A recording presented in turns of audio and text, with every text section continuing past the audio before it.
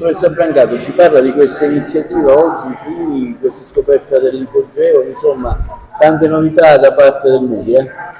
Sì, abbiamo arricchito l'offerta culturale attraverso l'apertura dell'ipogeo del Vescovado, che in realtà c'è sempre stata, adesso è messa in rete. È bellissima questa sinergia che è nata con Agrigento Sotterranea, giovani professionisti che vogliono investire sul territorio e noi abbiamo dato solo l'opportunità di farlo. Siamo veramente lusingati di vedere questi ragazzi che vogliono investire e chiedono a noi il supporto, e noi come Arcidiocesi e come Mudia, inteso proprio come museo aperto sul territorio, siamo aperti a portarlo avanti.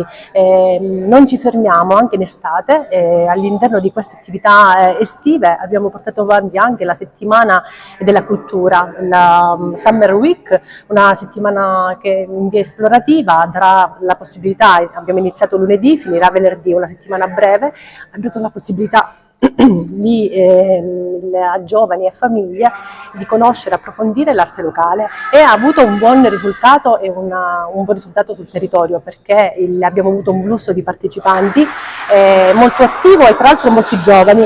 E quindi questo è quanto, continueremo sempre a lavorare per il territorio, a parlare alla gente e della gente. 50.000 persone, oltre 50.000 Sì. persone che nel 2023 hanno scelto di visitare il Colle di Girgenti. Sì, assolutissimamente siamo felici di poter portare questi risultati.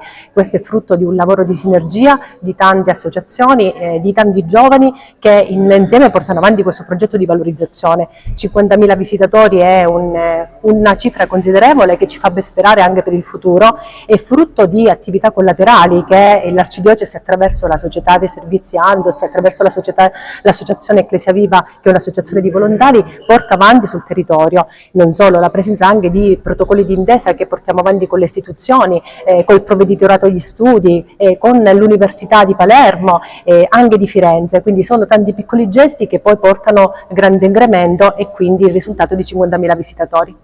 Abbiamo presentato i dati del Museo Diocesano di Ecclesia Viva e di Antos del 2023 per proiettarci verso il capitale della cultura. Numeri significativi, lavoriamo sui numeri di 53.000 visitatori con il biglietto pagante, con diversi giovani che sono stati assunti per rimanere sul territorio e portare avanti la fruizione dei monumenti, e vuole essere proprio la proposta per il contributo per questa città che si orienta a vivere questa esperienza di capitale della cultura. È stato detto questa sera che già è capitale della cultura, ma per quello che riusciamo a presentare. Forse dobbiamo vivere, permettetemi anche dal punto di vista del mio essere sacerdote, un atto di conversione. Tutti, gli operatori della cultura, i giornalisti, il territorio, gli operatori politici, tutti dobbiamo vivere una conversione. Dobbiamo noi vivere la città come una capitale della cultura, così come quando andiamo a Praga, piuttosto che quando andiamo a Madrid e quando andiamo a Parigi. Lì ci sentiamo nelle capitali più grandi, e allora lo stesso atteggiamento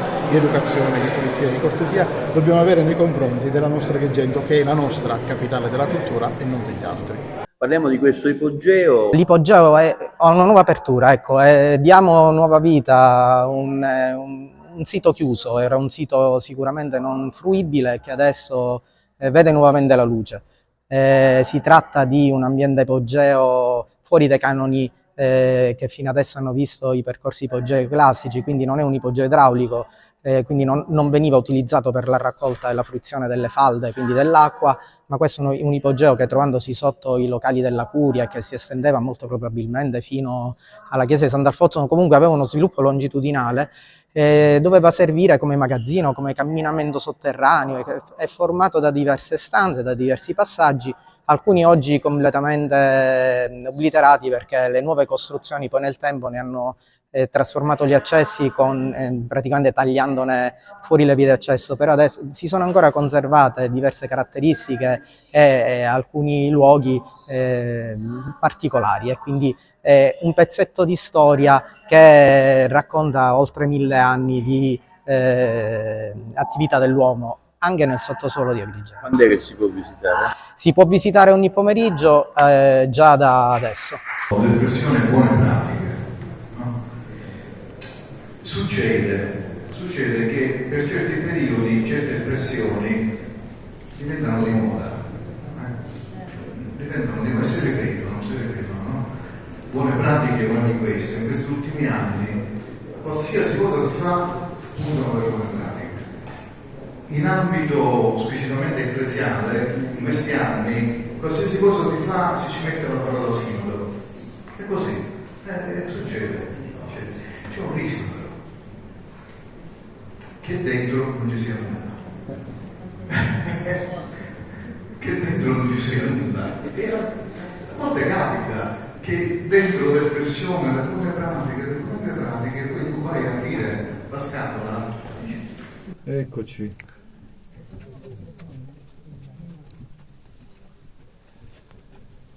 No, una forbice questa Tagliamo. Grazie. ok. Bene.